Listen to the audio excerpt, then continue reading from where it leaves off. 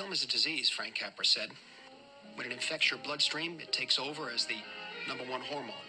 It plays Iago to your psyche. As with heroin, the antidote to film is more film.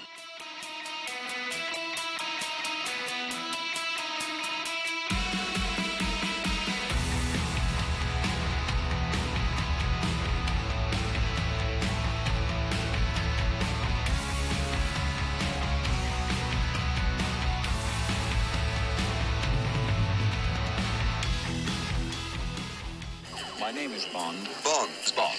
Bond. Bond. Bond. James Bond.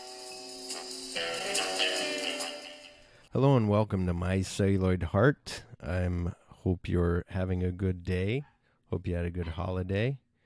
And normally my show is, where I take two films and they're brought together by one topic or theme, and then I put trivia in there, and there's spoilers. Going to be spoilers on my podcast, so you got to get used to that. And but today and all the way through to April 10th and about April 15th, I think, is what I have for review. No Time to Die. So this is all going to be. I'm sorry that I'm tripping over. I've been trying to put this all together. I've been trying to do it. I was going to do it on Christmas. That didn't work out. Things got a little busy. I said, okay, I'll do it the day after Christmas. Nope. Now it's Friday and I'm doing it, and I should just not do it, but I don't want to postpone it again. So here it is. But first, let me hit you with some stuff. There's no corrections from the last show. So, but again, I don't get any emails, but if you want to send an email, send it to mycelluloidheart@gmail.com and let me know any movies that you want me to put together or whatever. This whole going from now until through April, I'm going to do every James Bond movie. Only the canon, only the Eon Pictures, however you want to say it, the Ian Fleming, not the spoof, not Casino Royale, the spoof from 1967, not Never Say Never Again. That one's not canon. That's not an official James Bond. That was just Sean Connery got the rights to Thunderball and made his own movie and went against View to a Kill back in the day. So those movies will not be in here. But what is canon is a movie that I'm going to talk about today, which is Casino Royale from 1954. But I am going to first go through what I normally do, which is talking about what I've seen at home or in the theaters. And then I don't think that I'm really going to be doing this when I do the other movies, because I'm just going to be doing all James Bond movies. They're going to be kind of intensified of like, I'm doing 2 a week. It's not all going to be just me talking. It'll be me and my cousin, me and a co-host. I've asked everybody, what's your favorite James Bond movie? What do you want to be on the show? What show do you want to do? And they've all said certain ones. So, but my cousin said my passion for James Bond should come out whether I'm doing it alone or not, because I love James Bond. I don't know how to explain it, but I will in a little bit after I get to what I've watched at home in the theaters, which are kind of a small thing since the last show that I just put out, because it's only been a week. So I saw Knives Out from 2019. It was really good. I like that one. Me and the wife saw it. It's really good. So whodunit, so I think everybody will like it. Six Underground from 2019. That one was fun. It is what it is. Even though I hate those words together, it is what it is when people say that. But it's, it's a Michael Bay movie, and it was fun. And like I explained on Jason Bromley's podcast, Popcorn Promises, we did a Raiders of the Lost Ark episode that'll be out later on. And I did like how they kept... I always wanted in a movie where they try to knock somebody out, and it doesn't work the first time like it does in movies. And you got to keep hitting them to try to knock them out. And they did that in this movie, and I really like that. Then, of course, I watched Casino Royale from 1954, which we're going to talk about today. I watched Raiders of the Lost Ark again from 1981, so I could be on Popcorn Promises and talk about that. I saw Star Wars: The Rise of Skywalker. Man, was that good. I wasn't expecting anything. I went in cold. I watched it, and it was fun. I saw it in 3D, like real 3D. It's pretty cool. I like what they did with it. I got choked up when they all show up and they tell Chewie that Leia died, and Chewie just like drops to his knees and starts crying, and I was like, oh my God, like then it hit me as not hit, it hit me in the movie, like I'm in the movie, I'm going, Chewie's been through so much with her, boom, and I'm like, wow. And then when Han showed up, like all that stuff, like, and then when Chewie got his medal, like I was like, oh my God, like please, like, oh, like they said, it's just those fan things that you're like, he finally got his medal, cool. And it's good because Peter Mayhew died, and they paid the fan service, they paid Peter Mayhew service, like, oh, so good. Then I saw The Confession Killer from 2019. It's like a mini-series, 5 episodes, and it's about Henry Lee Lucas. And I've seen the movie a long time ago, Henry Lee Lucas, with Michael Rooker. And I wasn't aware that he confessed to a bunch of killing, like 300 and something, or 4 or 5, 6. They keep going. The numbers kept going higher and higher. And then they start realizing that he's kind of in with the police, or like saying, like, did you kill these people? The police aren't doing anything wrong. They just want to knock some things off the books. So they're like, were you ever here? And he's like, yeah, sure. And just kind of confesses to things that he didn't even do. So it's pretty interesting in that way. Because I learned something that I didn't know. So if you're into serial killers and stuff like that, I think you'll like it. Iron Fist and Kung Fu Kicks from 2019. Joe Merle wrote me and was like, oh my God, you got to see this movie. Like, or no, we were on the show. He's telling me about it. Sorry about that. And I was like, okay. So I wrote it down and I watched it, and man, was it good. I'm writing down like every movie that they're talking about. I'm like, wait, I don't think I've seen that. I haven't seen One-Armed Swordsman. Oh, I haven't seen, Come Drink With Me, like all this stuff. And so I wrote those down. There's a lot on Amazon Prime and all this. So that's on Netflix. Really good. It's like a documentary about, the Golden Harvest movies, Kung Fu karate movies, and the Shaw Brothers movies. It's kind of about those two. So it's really cool. Then on Christmas Day, my wife came home, and we both had to work. So it wasn't really a special day. It was like, it doesn't really feel like Christmas. But I said, let's watch a Christmas movie. So we watched Mixed Nuts from 1994. It's kind of a zany, it was more slapsticky than I remember. It was okay. I remember it didn't do well. I was working at the video store then, and at another video store I worked at. So I think that was the time. Yeah, I worked at a 24-hour video store. It was quite fun. Anyway, so that's everything that I've seen at home or in the theater. And now what I want to get to, of course, is explaining to you a little bit about Ian Fleming. Now, I've kind of put this together a certain way how I want it. I've written down everything what this movie's about. This little, you can find on YouTube, Casino Royale from 1954. So you can check it out there or whatever. That's where I found it also on another streaming service that was like free, and it had the intro to it, and it was cool.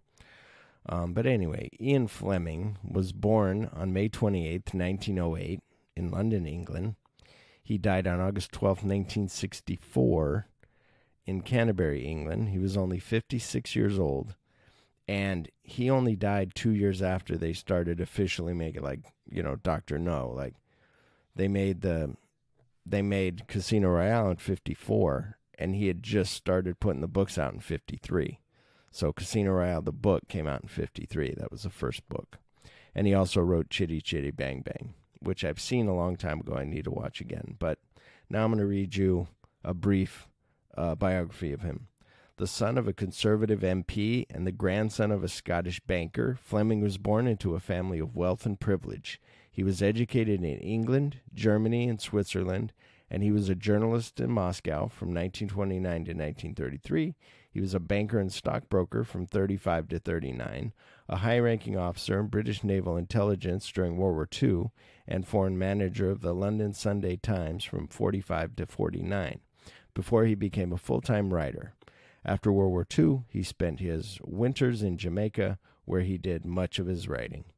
And that's where he has the GoldenEye place. You can go there and you can stay overnight in Jamaica at GoldenEye.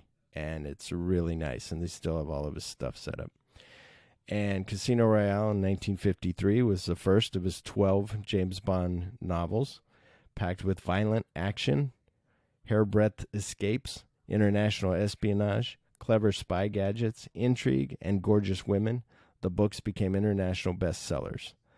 The Bond books gained wide popularity in the United States after the newly elected President John F. Kennedy named a Bond novel on his list of favorite books in 1961. And what that book was From Russia with Love. And then they were like, oh, well, we just did, they did Dr. No. So then they went ahead and did From Russia with Love as their second movie. Or their third, if you're counting the one I'm counting today. I don't really. This is why I was kind of calling this a teaser episode. But whatever. We'll get into Casino Royale in a minute. So Bond, with his propensity for gambling and fast cars, became the prototype of the handsome, clever playboy hero of the late 1950s and 60s. He was a symbol in the West of the burgeoning consumer age, indulging in only the best brand name products and enjoying access to the foremost electronic gadgets of his day. To some readers, Bond's incessant name-dropping of commercial products was off-putting, but the tactic enabled Fleming to create a realism unusual in the popular fiction of his day. Bond's mannerisms and quirks, from the way he liked his martinis, shaken not stirred, to the way he introduced himself, Bond, James Bond, soon became famous around the world.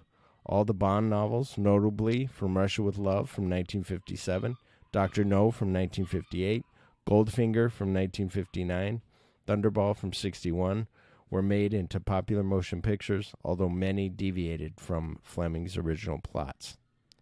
Fleming's books were roundly criticized by many highbrow critics and novelists. Paul Johnson lambasted the Bond phenomena in a famous essay titled Sex, Snobbery, and Sadism, and the spy novelist David Cornwell, John le Carre, criticized Bond's immorality. He's a sort of licensed criminal who, in the name of false patriotism, approves of nasty crimes. Feminists have long objected to Bond's chauvinistic ways and the Soviet Union as the enemy in so many of Bond's Cold War capers, attacked Fleming for creating a world where laws are written with a pistol barrel. Fleming countered that Bond is not a hero, nor is he depicted as being very likable or admirable. He's not a bad man, but he is ruthless and self-indulgent. He enjoys the fight, but he also enjoys the prizes. Despite or because of such criticism, the Bond stories grew in popularity. The 007 trademark became one of the most successful in merchandising history, giving birth in the 1960s to a spate of Bond-related products, from toys and games to clothes and toiletries. James Bond's film continued into the 21st century, and they have reportedly grossed more than $1 billion. The book series was also continued after Fleming's death by such writers as Kingsley Amis, under the pen name Robert Markham, Sebastian Fox, and William Boyd. Charlie Higson and Steve Cole wrote a series of young Bond novels for younger readers, and The Moneypenny Diaries, which debuted in 2005, was a series written by Samantha Weinberg as a fictional editor, Kate Westbrook. The books chronicle the adventures of Miss Moneypenny, a well-known side character in the original novels. There are numerous Bond-related internet sites and fan clubs around the world. And that's something that I ran into that I'll get to. I'm almost done with this biography, but there's a lot of people who live the Bond lifestyle. Like, they buy the expensive watches, they buy the expensive sunglasses, they even buy the knockoff watches and knockoff sunglasses. And I'm like, no, I just love the movies, and I love the character, and I love just James Bond stuff. Like, it's awesome. So anyway, that Lotus, that White Lotus turns into a submarine, fucking the best ever. Anyway, Fleming also published 2 collections of short stories featuring Bond. In addition, he wrote a children's book, which I said, Chitty Chitty Bang Bang, in 1964, which was made into a feature film and whose main character, Commander Pott, perhaps summarized best the Fleming Bond philosophy of life. Never say no to adventures, always say yes. Otherwise, you'll lead a very dull life. Fleming's life and personality, from his wartime service to his caving and shark hunting, to his and his family's hobnobbing with the rich and famous. When Fleming's father died, Winston Churchill wrote the obituary. How fucking badass is that? So they were doing pretty good. And that made him, in the opinion of many, a more compelling figure than even Bond. A selection of his correspondence regarding his Bond novels was collected as The Man with the Golden Typewriter in 2015. So that's just, it's just so good. So, and some things that I wrote down here are the origin of the name, in case you didn't know, is he was looking on his shelf there in Jamaica, and he's got Birds of the West Indies. It's a book, and it's written by James Bond. The author's name was James Bond, and he said, wow, that sounds kind of plain and boring, but also kind of cool and kind of a cool name. I'm going to use it. And he used it, and later on he invited James Bond down to watch them make the movie. And he found that the guy was not cool. He was just kind of a regular kind of guy, which I'm sure he knew that he was a bird guy, so he wasn't going to be this international, spy or whatever. But anyway, and Adam West, Clint Eastwood, and Burt Reynolds were once offered the role of James Bond. They said no. And at the age of 21, Sean Connery started losing his hair. So he wore a wig ever since he was 21. So it wasn't just like later in life, like I thought, like he started losing his hair and kept the wig. No, he had some kind of defect at 21 that started losing his hair early. And Bond's been shot at a lot, 4,662 times up until like Skyfall or whatever. But that's a lot of times of them never hitting him or hurting him. So, except for, in Skyfall when she shoots him and hits him in the chest and he falls. So that's pretty cool. And there were things like, I love James Bond so much. There was they were doing a travel package that you could get, and you could go to all these locations. You could you go to, in Italy, and you're at Lake Como where they did the chase and and then you're in Venice where they did the, this other chase, and then you go over where they jumped from GoldenEye, did the bungee jump. I was like, yes, please, I'm so in. And so all this stuff. And then when I was going to backpack through Europe, I had written all this stuff down like I wanted to go to, and it was like, oh my God, it was so good. So today's episode, as I said, it's called 007 Casino Royale 1954, which you can see on your radio, on your phone, whatever. But I'm going to call them all 007 and then the name of the movie and the year. And they're each going to be one movie per episode, and that's how I'm going to do it. So, Casino Royale from 1954. The plot is an American spy, James Bond, must outsmart card whiz and crime boss Le Chiffre while monitoring his actions. Stars Barry Nelson as James Bond, Peter Lorre as Le Chiffre, Linda Christian as Valerie Mathis, and Michael Pate as Clarence Leiter instead of Felix Leiter.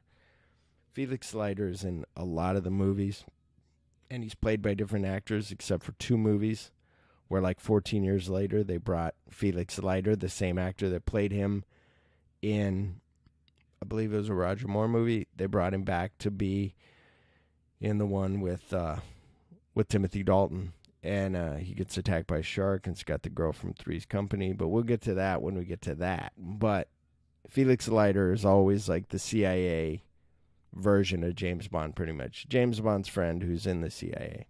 This one, though, James Bond is American, and Clarence is like British. So it's kind of interesting. But it's Clarence Leiter instead of Felix Leiter. And Le Chiffre, just like in the Casino Royale in 2006, Le Chiffre is Le Chiffre. And Barry Nelson, for those of you who didn't know, I found this out. I was watching a movie, and I go, this guy kind of looks familiar. And Barry Nelson, he's Ullman in The Shining. He gives Jack Torrance the job to watch the hotel and walks him around, interviews him in his office. And I was like, holy shit, that's Barry Nelson. That's awesome. And it was written by, not that you need to know, but Anoni, not Anthony. It was like, or maybe it was a T in there, Anthony Ellis and Charles Bennett from the novel by Ian Fleming. And it was directed by a William H. Brown Jr. So something that is cool, this movie was the first appearance of James Bond, 007. It's made in 1954 for U.S. TV channel CBS. And Bond's task, like I said, is to destroy the evil Le Chiffre, and his plan is to force him to lose a large sum of money at the gambling tables of Casino Royale. And the release date was October 21st, 1954. It was part of a series called Climax, and this was like, depending on where you look, it was like episode 3. And one of the cool lines in there was, Leiter says, "Are you the fellow that was shot?" And Bond says, "No, I'm the fellow that was missed." And CBS bought the rights to Fleming's first book for $1,000. Since then, the rights have gone via Charles Feldman's spoof of 1967 to Eon Productions, who picked them up in early 2000. The film, which is black and white, was actually lost until 1981. And even then, all the various VHS incarnations, except the special edition from Spy Guys Video, lacked the climax of the film, stopping with Le Chiffre apparently dying, but having just got the razor blade from his hat, which I'll get to when we get there. I'm sorry that I jumped ahead for all of you. But anyway, so this is, and then tells me the plot and reviews. So this is, it was lost. It's a live television version of, how they used to do live TV back in the day. And that's what it is. And I just love it. I love, like, live TV. Like, I love the Honeymooners, like, when they make a mistake with something. It's very funny. Because a drawer won't open, and they have to improvise. And so live TV's cool, and immediately it starts with James Bond's walking up to the front. It starts with a guy explaining what a shoe is. That's where you get the cards from, so you can't deal from the bottom of the deck. And he's introducing, hello and welcome to Climax at Casino Royale. And then it goes to James Bond's walking in to the casino, and all of a sudden you see a gun in the foreground, and shoots a Bond. Bond ducks, and it gets behind a pillar, and it shoots up the pillar, and it's kind of cool because it's all live TV, so those things have to, like, pop, and they don't pop immediately, and then they pop. And a woman is interested in him and is following him, and you're like, who's this girl? What's going on? And the man that asked if he was one that was shot earlier is Clarence Leiter, who, like I said, will become Felix Leiter. The two of them are talking while everyone is playing Baccarat. We then see Le Chiffre, the bad guy, played by Peter Lorre, and he talks to the woman, and we see that she has a history with James Bond. Like, he's like, she's talking to him about how she knows him, and, Then he and Leiter start talking about Baccarat while sitting at the bar. After lighting their cigarettes, Leiter rips up, this is cool, Leiter rips up like a match, like in 6 different pieces, and lays them down on the table. And then Bond puts the pieces in a certain way. And then Leiter knows that, okay, this guy's a government agent. He knows, it's not an imposter. So it's pretty cool because Bond tells Leiter to go ahead and tell him the plan after the waiter leaves. And Leiter says, no, you explain Baccarat, and I will explain why you are here. Bond then explains how the game is played, which is really cool because it's Baccarat. They're not trying to explain like poker. They're explaining the real game that was in Casino Royale in the book. And the book, this pretty much follows the book directly, except for the torture scene at the end. But is really cool because it makes you, it's like, okay, it's like 21. You just have to get a higher card than the other guy. And the cards are a little different. So face cards are not of any value or of one, you know, all this stuff. Anyway, it's really cool the way that they explain it. And then when they play it, then you're like, oh, wow, you know. And because it's pretty intense. It's pretty, I was like, it was kind of cool. The plan is Bond needs to beat Le Chiffre at Baccarat and make him lose big. Then he will be destroyed because he is gambling with Soviet funds. He has already lost 80 million francs and is going to be gambling another 26 million the next night to try and win back the 80 million. After he loses, they will run it in the papers because they have his bank statements and all. Leiter tells him that to be careful because Le Chiffre carries a razor blade in his hat, one in his cigarette case, and I believe one in his shoe. And it's just really cool. And Peter Lorre's fucking, I was listening to another podcast where somebody's like, Peter Lorre's like 4'0", like he's not intimidating. He's not scary at all. I'm like, no. He is fucking, Peter Lorre's badass. Like, you know, so cool. And so the woman, Valerie Mathis, on orders from Le Chiffre, then meets up with Bond. And Bond brings her to his room and checks the room. And then he and the woman start making out. Like he's, you know, he turns up the music, and Bond knows Le Chiffre sent her and is listening to his room. He has a record player playing music and tells her that he knows everything. You know, he's whispering to her while they're playing the music loud. He's like, I know everything. Then he's like, say everything that you were supposed to say to me. And then he turns the music down. And she tells him that Le Chiffre is for Bond to not play and leave. And Bond tells her that and then he's like, you know, I do love you, you know, I do like you a lot.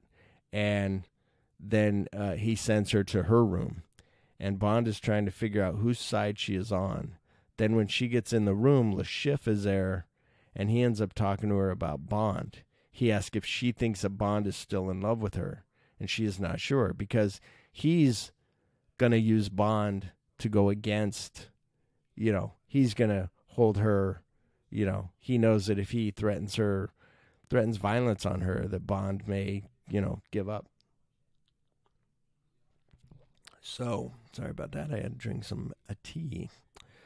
Le Chiffre has to win 80 million francs. So she's not sure if he is still in love with her. She's like, I'm not sure. Chiffre has to win 80 million francs the next night. He tells her that it is very important that he wins. He is worried because Bond has card sense.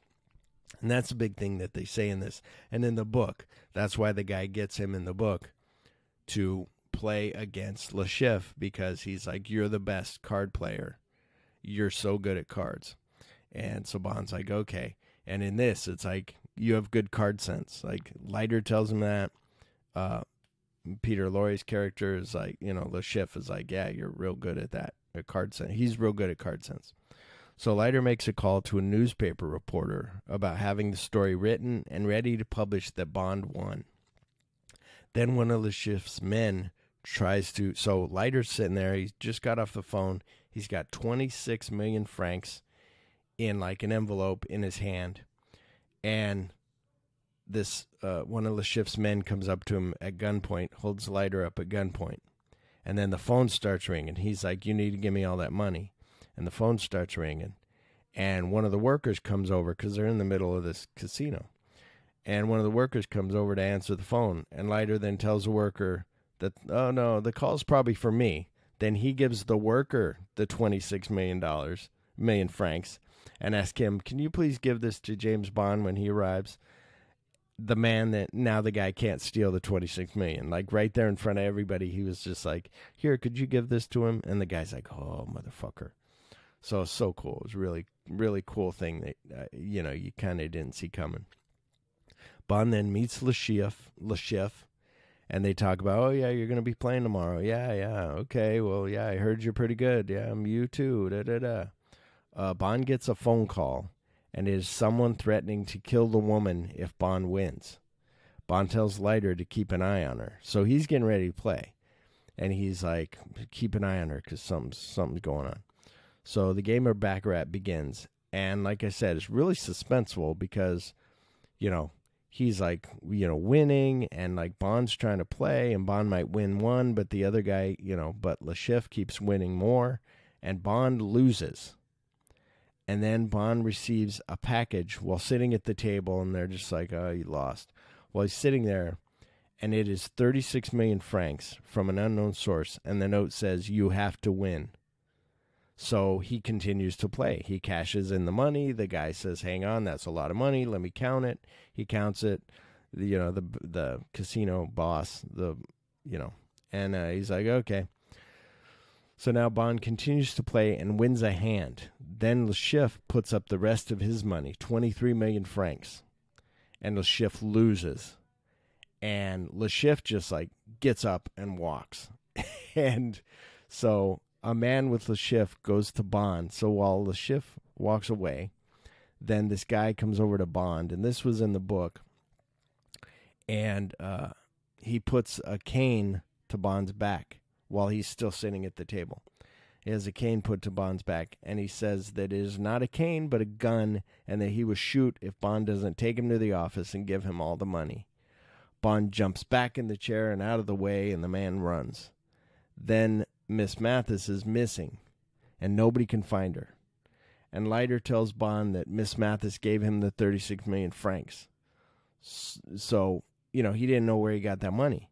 And Leiter's like, "Yeah, she did it. She gave you the money." And he's like, "Oh my God, why would she do that?" So now he's starting to think, okay, she's not working for Le Chiffre. She gave me the money, so she is a good person. And so they start looking for Miss Mathis. Bond is given his money in a check for 87 million francs. Leiter tells Bond to hide that check. Leiter then finds the guy that tried to shoot Bond with the cane gun. So the guy dropped the cane gun and ran. And what they did on that was, it was exactly how I saw it when I read the book, was Bond like pushed back in the chair and made the chair fall over, and he kind of dove to the side, and the guy dropped the gun and dropped the cane and ran away.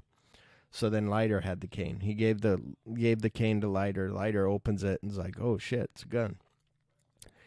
And so then, like I said, Leiter finds a guy that tried to shoot Bond with the cane gun.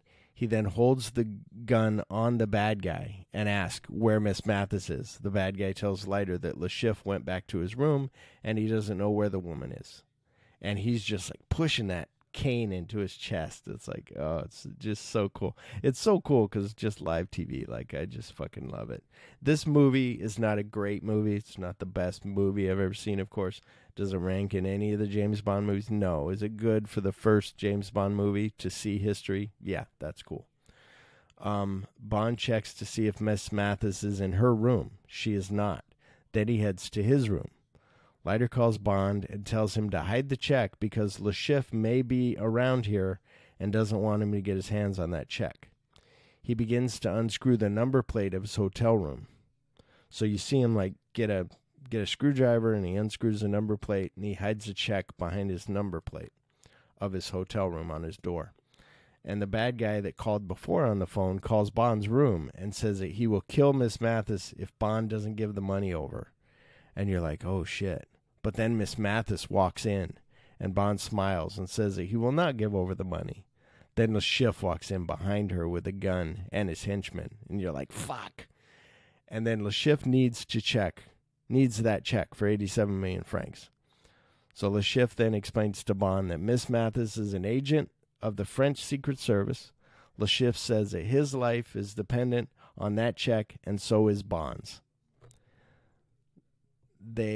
now they've knocked out Bond. So then he knocks out Bond, and next thing you see, comes to Act 3, and it's Bond on the ground, and he's waking him up. And it's cool because Peter Lorre's like, I didn't tell you to hit him so hard. What'd you hit him so hard for, And it's just kind of cool because he's like, wants to beat him up, but not really kill him. It's kind of cool. And so then Bond wakes up and tries to fight back. And they have Miss Mathis tied up. And they have her gagged and tied up. And Leiter calls to see if Bond found Miss Mathis. And so then they let Bond talk to Leiter to answer the phone. And Leiter, he said, did you find Miss Mathis? Bond says he did. Leiter likes that and asks if he has seen Le Chiffre. Bond says, no, I haven't. Leiter says that he is going to print the story in the paper about Bond winning. Before Leiter hangs up, Bond says, Leiter, Le Chiffre and the henchmen move in. Bond says, sorry you lost your shirt, which was a callback to a conversation they had before. Leiter says, thanks, and they hang up. So I was thinking like that was going to be like a little code that he used, but it wasn't. It was just him being like, and then he couldn't say anything because they're watching him. Then they tie Bond up and they take him to the bathtub. Now, this is something for 50s TV. I don't think this, in the book, this is what I talked about, the torture scene. In the book, it was Bond tied to a chair with no bottom. And then they had this rug beater thing that was, a knotted rope. And they were hitting him in the balls, like in the 2006 movie. That was in the book. And they didn't do that for the 1954 TV movie. And I know why, because it couldn't get on TV. So they tie him up, though, and put him in the bathtub. And Le Chiffre takes a gag out of Miss Mathis' mouth and has her brought into the bathroom and says that if she screams, they will kill Bond. So now she's not going to scream. Le Chiffre asks Bond again where the money is. He tells him that he will be tortured. Bond says, you're an ugly little man. Why don't you stop talking?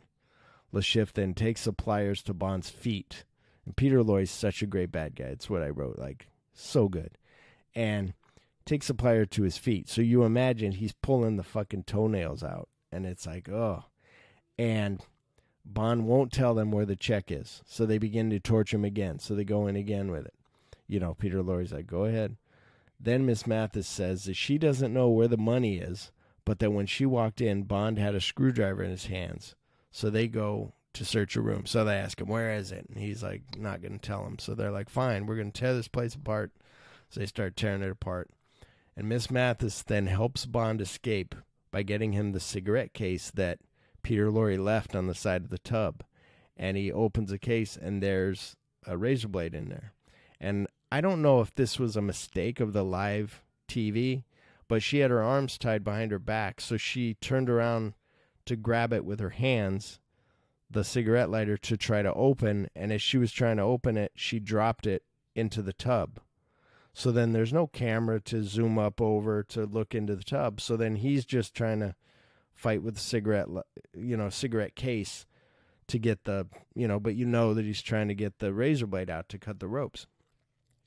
So it's just kind of fun where I didn't know if she was supposed to open that and she dropped it and they were like, it's live TV, keep going. But it was pretty cool.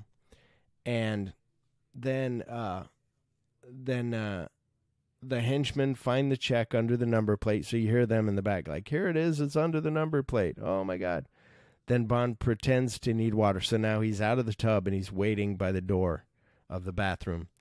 And one of the guards, and he's like, hey, I need some water. And Le Chiffre's like, go give him some water and give me some water too. And one of the guards goes in and Bond fights him and knocks him out. And Le Chiffre goes in to find out what is going on and gets shot twice by Bond. Le Chiffre stumbles out of the bathroom. The other bad guy gets shot by Bond. Then he wakes up and Bond shoots him. Then Bond and Miss Mathis come out of the bathroom and they sit across from Le Chiffre. And Bond says, call the police. But while they're watching Le Chiffre, this was in the first version I watched, didn't have this little bit more extended. But then I've heard that there's added stuff to this. So Peter Lorre has his hat sitting, Le Chiffre has his hat sitting between him and Bond and the girl. And he's been shot, and he's sitting in his chair across from Bond. Bond's sitting in his chair, and he leans over, and he's kind of messing with his hat. And he's like, oh, you think you're funny? You think you're smart? Da-da-da. And you see him get something off of his hat. And what it is a razor blade. And what was supposed to happen was then, which if you had a special edition, you would find the rest of it, which is he then attacks him with a razor blade, and then they either fight or whatever, and Bond shoots him and kills him completely. So that was kind of cool, but it's still good the way it ends. Call the police, the end, boom. So it's really cool. I really like it. I love James Bond. I'm really hoping that you guys like it. I hope I didn't rush through it. I hope that you didn't want that to be a little more explanation. But the other ones will be great. This was just a little. This movie it's a TV movie. It's a TV episode, so it's only 50 minutes long. You can find it on YouTube for free. So I say go ahead and check it out if you want to, know what I'm talking about.